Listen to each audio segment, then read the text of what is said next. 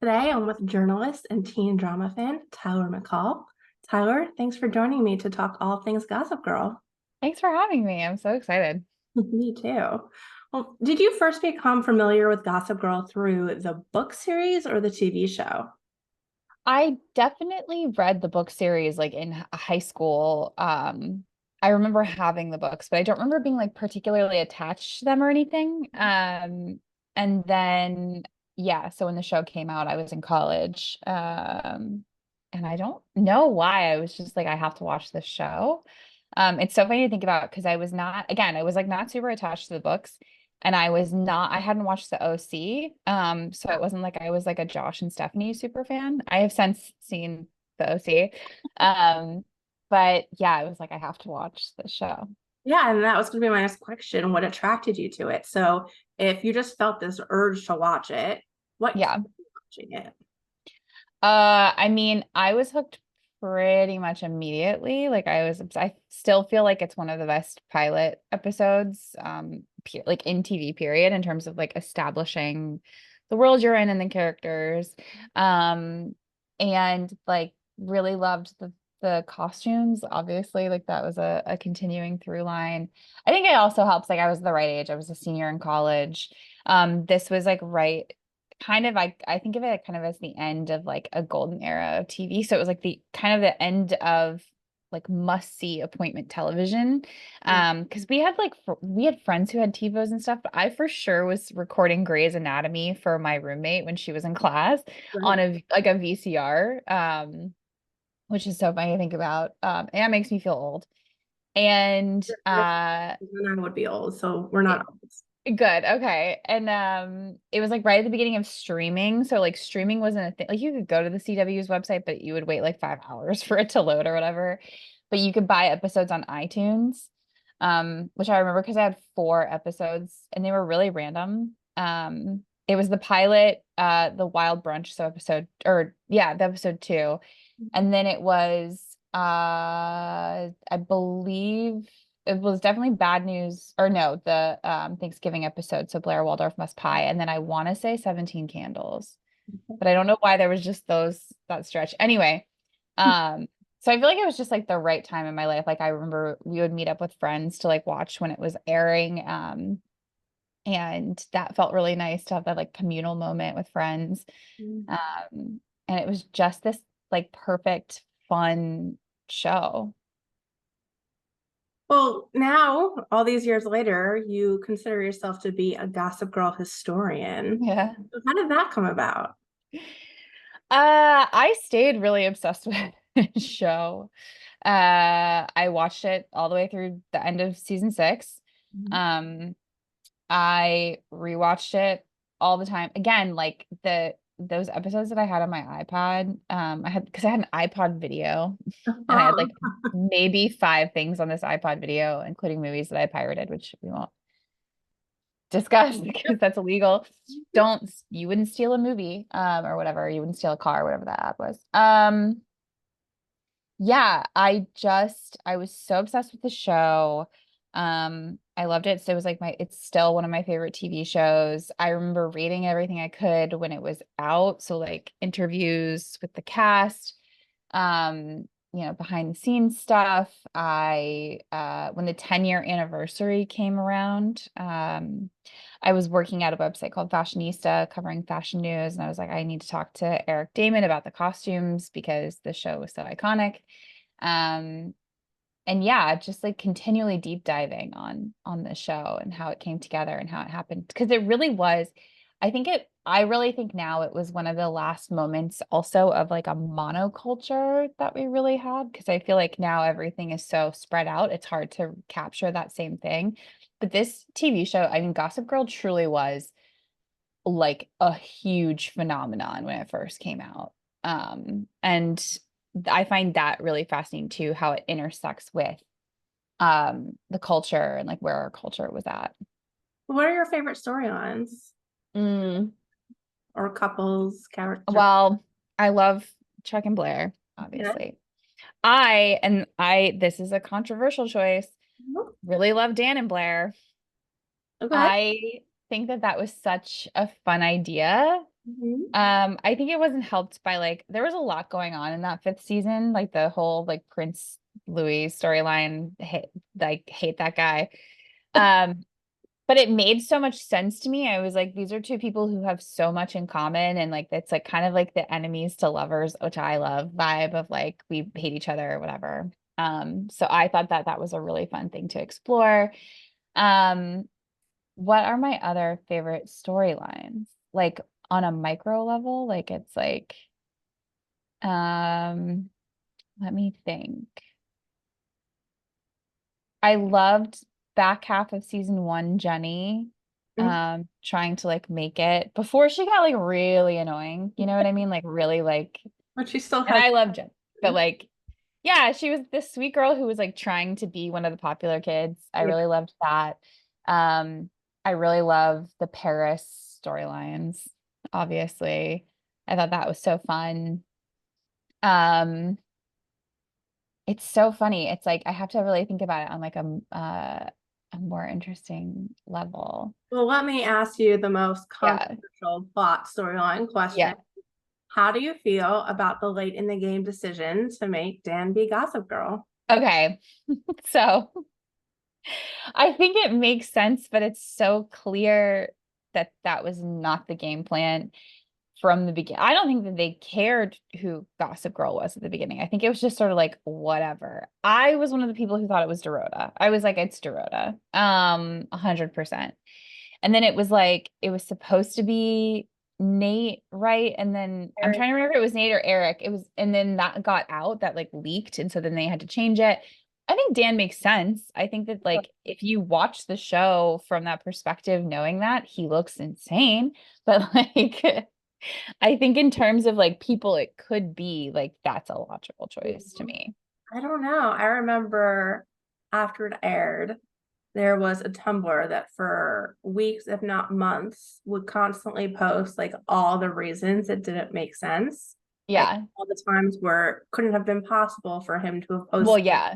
like, why would he post that when it makes him look like an asshole or something Yeah. like that? And like all those continuity errors, like they get. Posting stuff about like his sister's virginity. Like there was a lot of stuff that he put, again, if you look at it, he looks like an insane monster. Yeah. Um, but I think it's fun as a choice, Yeah. you know. The very first interview with a teen drama fan I did with a girl named Lisa Barrett, and it's still up, of course. And she is a Dare shipper, and she thinks the one reason it makes sense that Dan was Gossip Girl is because the only thing Gossip Girl didn't write about was Blair's miscarriage. And she believes that Dan did that out of love. Oh, And so that's her theory. that I love that actually.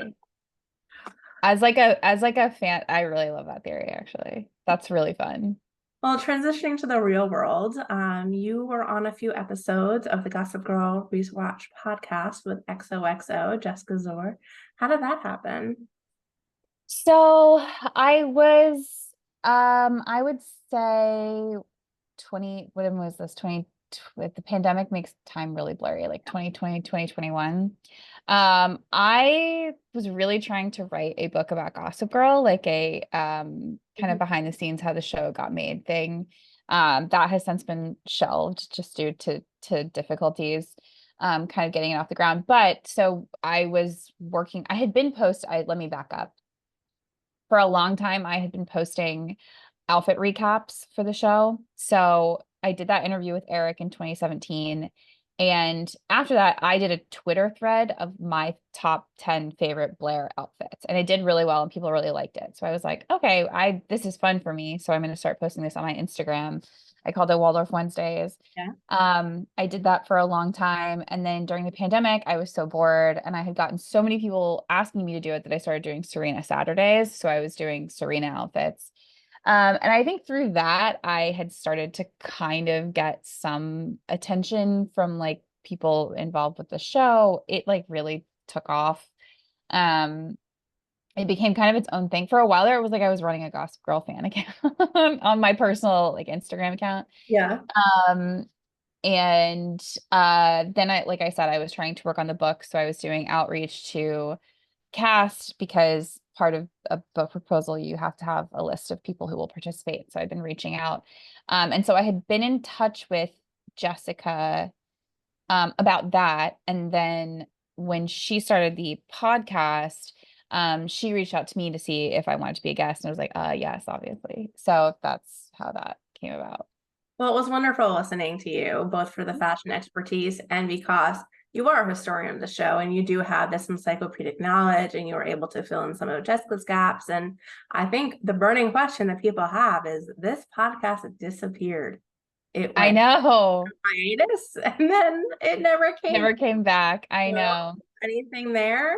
I have no idea. So like she was doing it with iHeartRadio, I think, were the people who were producing the podcast. I think it's just really challenging.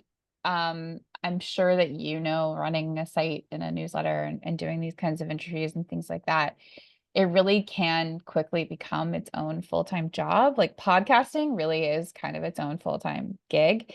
And Jessica's still a working actress. She's not, like hanging out, chilling. And she's a mom, which is huge also. And so I think like scheduling that, I don't know this is just pure conjecture on my end, but I just assumed that scheduling was probably kind of tough because there's a lot of recap I don't think it's a success thing. I think it was I don't have the numbers, but I would bet it was doing really well, because I think that those kinds of recap podcasts, especially ones with cast involved, are really popular. But I just think it's so hard. It's like you've really got to be committed. My husband and I, it's funny to think I totally blanked on this. My husband and I had a Gossip Girl podcast for like literally, I think like 7 episodes, and even just us, and we lived together, like couldn't get it going. It was like, this is so much work. You Fair. have to watch the episode, take notes. I mean, it's why like a lot of the stuff I was doing like Gossip Girl recap newsletters, and they were really fun, but they were like literal hours of work because you watch the episode while you're watching, you're taking notes. So it's not just the 40-minute episode, you're like pausing, taking notes, doing all this stuff. So yeah, I could totally see for Jessica, like being a mom and being an actress, like that's a lot to juggle. And a podcaster, like a lot to juggle. Going back to the book idea, because that's one of my life goals to do when I'm either Yeah. Ghana or specifically Beverly Hills, San Antonio, and that's the one I like an outline for. But with the success of the OC book from last year, and that Josh and Stephanie were heavily involved, and they got so many cast members, do you think there's a window here for you to now pitch them on the same thing? It's hard. So I had Josh and Stephanie were pit. I was in conversation with their team about a Gossip Girl book. The OC, I think because this is again just like pure conjecture on my part, but I think because it was so early in Josh and Stephanie's career, and I think that they were closer to the actor's age, I think that they're all still like really good friends in a way that like it seems like they are in each other's lives much more regularly than like the Gossip Girl cast is per se. Um and that's not because I think that there's anything like acrimonious happening behind the scenes. I just think it created a different bonding experience than the Gossip Girl thing did. It was just it was I would love for it to I have a full proposal. I have like the whole thing ready. How many pages? Um how many pages is the Yeah, proposal? Oof, that's a good question. like 60 something. It was long. Yeah, the only thing I hadn't done I hadn't done any sample chapters because I was like, I'm not gonna put the work in for that until and it was a whole thing.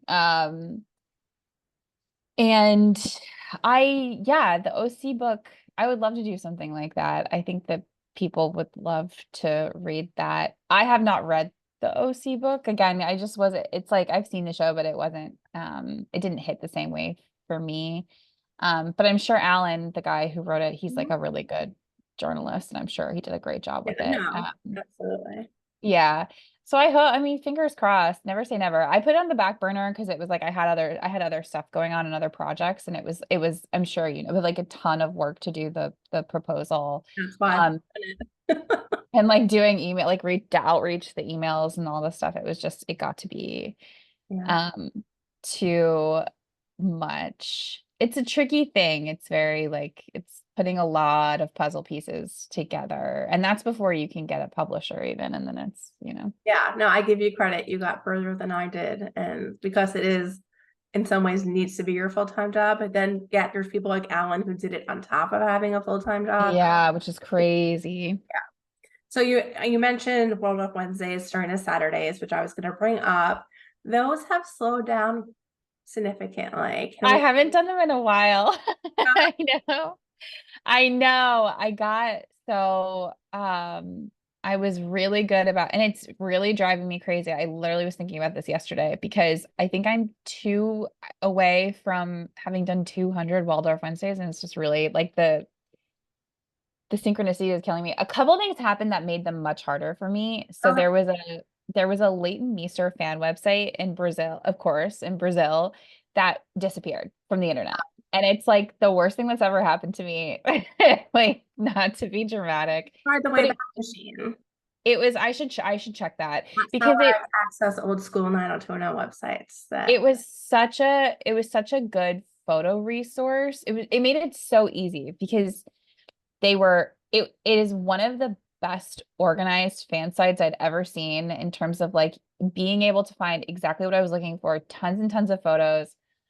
Um, and so when I was putting these together, if I knew the episode, I could like find it. And now what it got to be doing is that I would have to like reverse Google image search stuff, and then I'm like finding archival like just Jared posts from like 2000. It was just like hours of online image research just to find the photos to be able to post. Finding the outfits is still the same thing for me. Like I have a pretty decent memory for like what things are, like what individual pieces are, and then reverse engineering that. So that was one thing. It was so much um it was so much work, and I had other stuff going. Now that I'm a freelancer, I had like other stuff going on that I needed to prioritize. Excuse me, I do keep thinking about I do need to I know I want to bring it back, but it was like so much work. And like I kind of got a little burned out where I was like, I gotta take a step back from this for a minute. Um, but yeah. well, going back to the fictional world, what did you think of the Gossip Girl spinoff? I really loved it. I think it was helpful. So here's how I feel about like reboots in general. Like I know this wasn't a reboot. It's not technically a reboot. Um, I would so much rather see what like that world looks like today than see where those characters are. Like Interesting. and ju and just like that, like does not work for I quit that show after like 4 episodes because I was like, this is too much. The episode with like Miranda and Yeah. Che, and I was like, the Steve slander. Steve has been through enough. Like Let's Steve just has leave been through so much. Yeah. Um, I kind of like I think a lot about I don't know if this is not related to this at all. I have a point, but it's not related. Um, the creator of Succession Mhm. talking about ending Succession. Yeah. And he was like, the story, like obviously these characters have more life and more story to them, but this is where this story ends. And I really like that philosophy to I agree. storytelling, is knowing where the story ends. I don't need to see, and also to make that show interesting, to make like a true Gossip Girl reboot interesting, you're gonna have to like break people up. You're gonna have to create all this crazy drama. And I don't know that I need to see like Chuck and Blair get divorced, or I don't need to see like Dan die on a Peloton. I don't know that that's what I need in my life. I agree. So that I really appreciated. I thought it was really, really smart that they opened the show with like, this is who Gossip Girl is. Like they removed the mystery of who Gossip Girl is. And then it became so much more about like, what is the implication of doing something like this to a group of kids? Like it was such an interesting concept. And I also felt like it really hit its stride in the second season. And a lot of those episodes felt like like spiritually felt like original Gossip Girl. Their Thanksgiving episode to me is like as good as any of the Mhm. original Thanksgiving episodes, which I think are like the best Gossip Girl episodes. Um, And it was a shame because I wanted to see where it was going. I was like really invested in the throuple situation with Aki and Max and Audrey, and Yeah. now I'll just never know, I guess. Yeah. But I have to speak to the other Josh Safran about it. I You know. him. I need to be like, Josh, please just tell me what you were gonna do. I see you guys still interacting on Twitter all the time. So Yeah, he's been very kind to me. Yeah, he's a very nice guy. And he's got like a ton of other stuff going on now, so good for him. But like I really want to know what was gonna happen. well, let's imagine the year is 2050 and the Met Gala theme is Gossip Girl. Yeah. What are you wearing? Oh my God.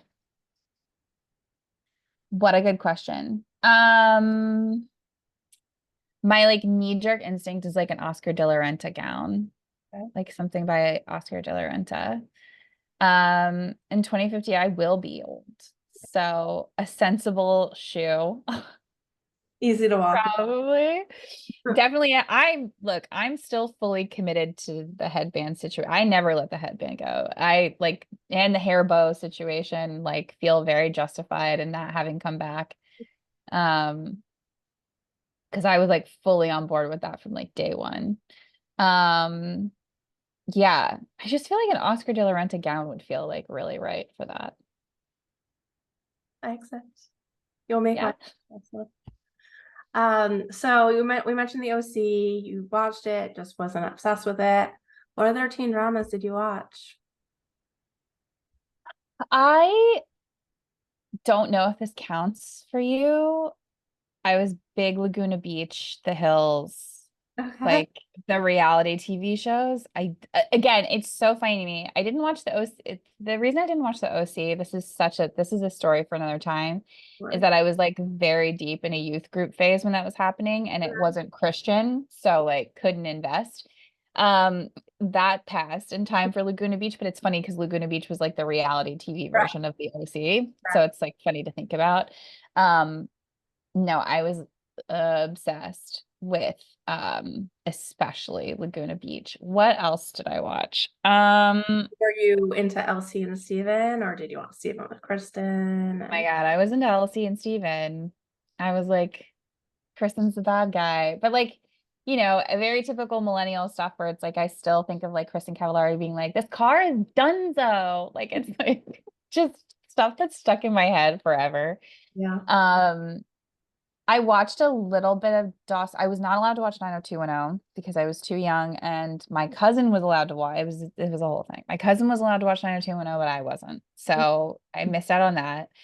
Um, I watched a little bit of Dawson's Creek, but like wasn't really like fully committed. Okay. Um, I don't know if this counts. MTV had a show that aired at like 11 p.m. called Undressed that Mhm. I was like obsessed with. Yeah. It was like, I was I'll just really like.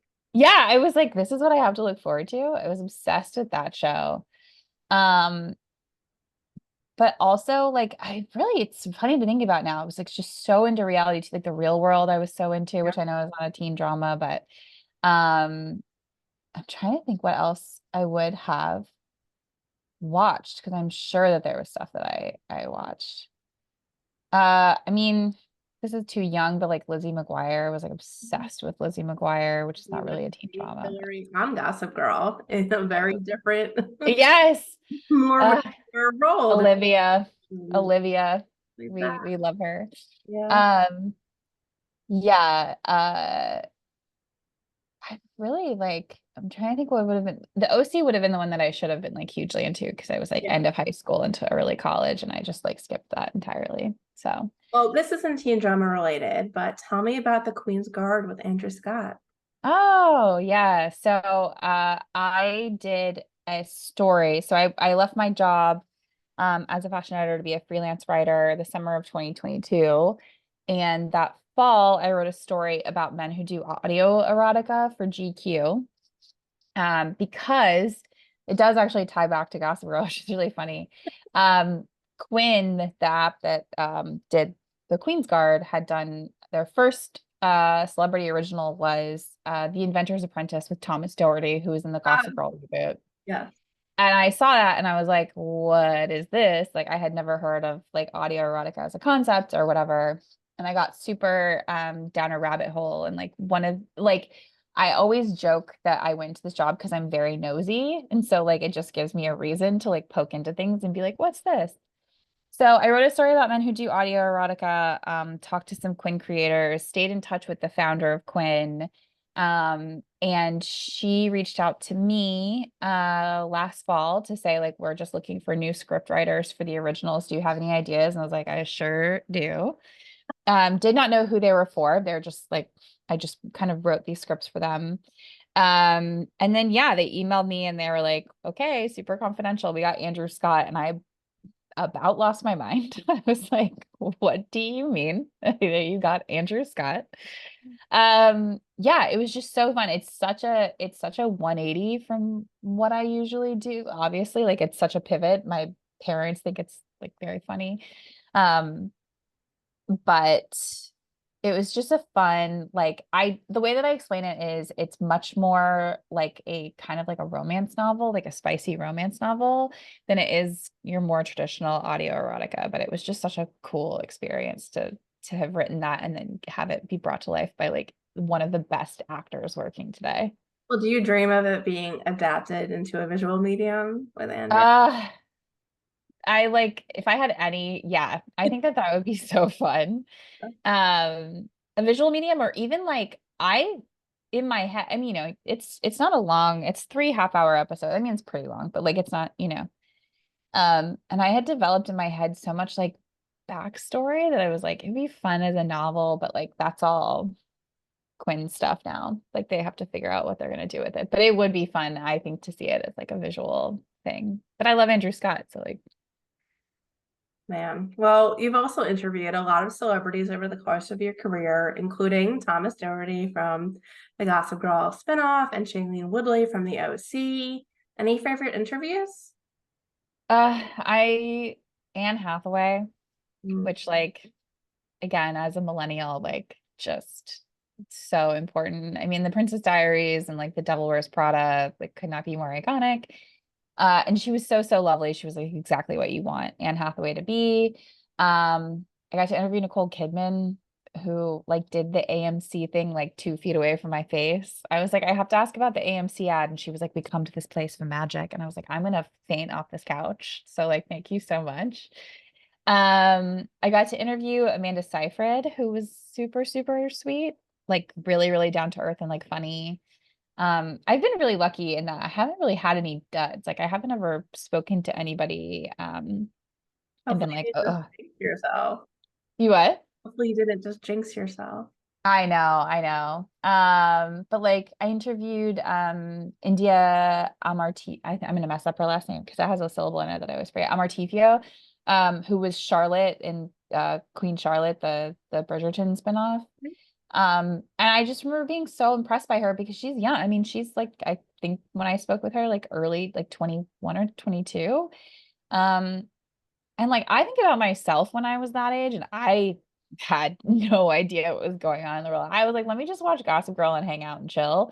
And so to talk to someone that young who like has such a clear vision of like where they want their career to go and like what they like such an in-depth um insightful perception of their like idea of like this character that she played. And yeah, I've gotten really, really lucky and talked to some like really fun, interesting, smart people. That's a great observation about the youth of it all. The youngest people I interviewed, and these were separately and a few years apart as well, were Kiki Palmer and Zendaya. And Kiki Palmer especially was very much a child then. It was in her True Jackson Yeah. era. And like that they're still around and they're killing it. And they've grown into these beautiful women that are so intelligent and changing the game in their own ways. Yeah. I remember meeting you in a hotel room and you were like this big and Yeah.